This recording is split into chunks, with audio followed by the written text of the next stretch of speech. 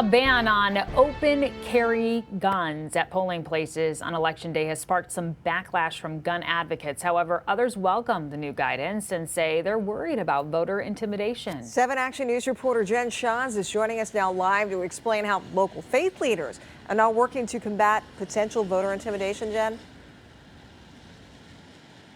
Yeah, good morning, Alicia and Amira. Open carrying on Election Day has traditionally not been an issue for police. However, many feel that this election cycle tensions are notably higher. Local pastors are planning to make themselves visible at polling places on November 3rd in hopes of easing tensions should they arise. Meanwhile, a veteran election law attorney in Michigan says technically this state guidance isn't really new. Many of the polling places, are gun-free zones anyway.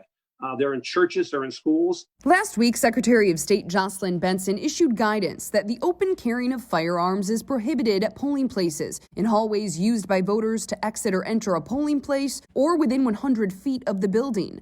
And not just areas that are already gun-free zones, but every polling place. Inside the 100-foot, it's for all activity. So all political activity, and I think this fits within the ambit of that prohibition, which has been long-standing in Michigan jurisprudence. Dr. James Perkins is the pastor at Greater Christ Baptist Church. It's been a polling place for years and will be again in just 2 weeks. It's already a gun-free zone, but there are people who don't respect that. Perkins, along with dozens of other Detroit faith leaders, are working with the national group Lawyers and Callers to make sure voters going in person to the polls November 3rd feel safe. Hopefully, the collar will make a difference to people who may have other motives and intents. Poll watching is legal. However, some are worried that on Election Day, watching could become something more. He says armed protests this summer and the recent threats made against the governor have added to his concerns. We would just ask everybody to respect every individual's right